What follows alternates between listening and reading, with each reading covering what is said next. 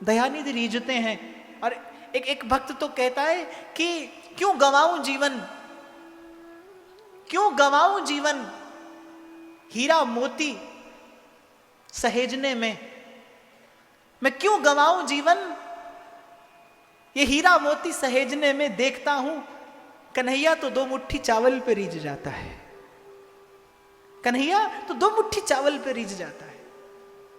कहीं ना कहीं संदेश देती है ये कथा, कहीं ना कहीं एक सिद्धांत की प्रतिष्ठा करती है ये गाथा कि भजन करने में आपका मेरा सबका अधिकार है, एक सा अधिकार है।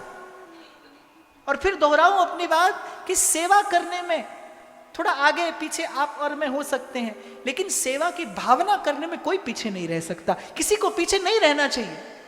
आप भावना करिए। मेरे बड़े बाबा तो कहते थे जिस घड़ी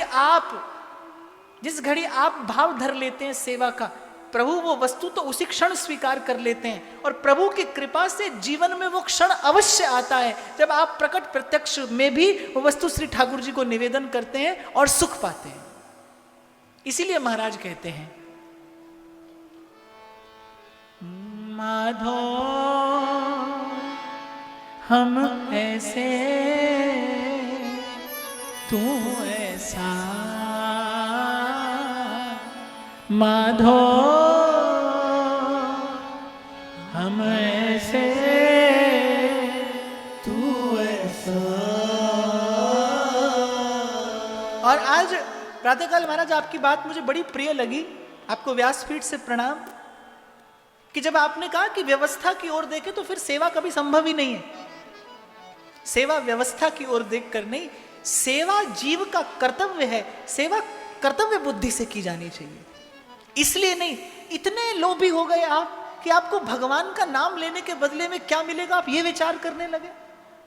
इतना मैला कुचैला मन किसी का नहीं है।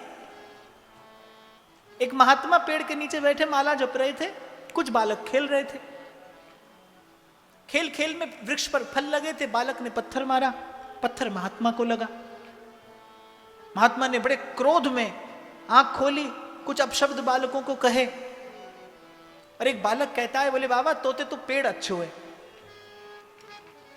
बोले बाबा तोपे तो ये पेड़ अच्छो है, तोए पत्थर लग गए हो तू गारी दे रहो है, और पेड़े पत्थर लगे तो ये मीठो फल देवे, वो तुझसे तो ये पेड़ अच्छा है, आपसे मिलता क्या है। इस देश को, इस राष्ट्र को, इस समाज को, आपके परिवार को, जिस परिवेश में आप रहते हैं, क्या मिलता है आपसे, उस परिवेश को, ये बड़ा महत्वपूर्ण है।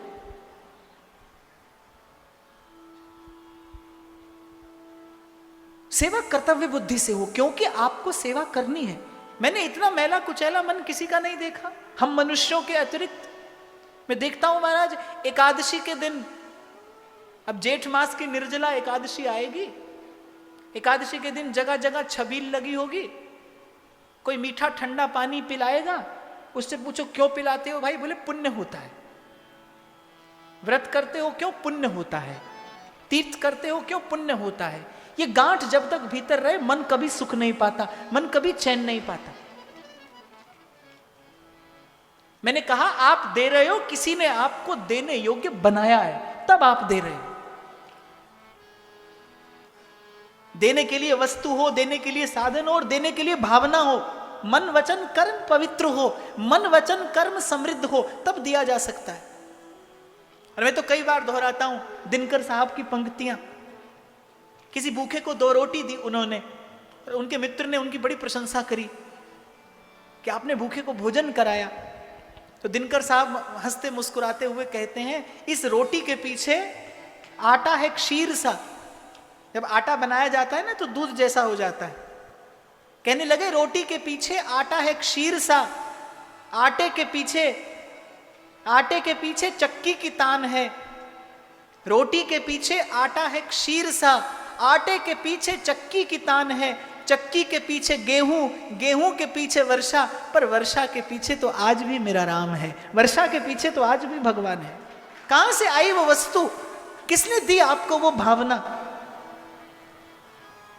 लोग भरम हम पर करे, तासु नीचे नहीं।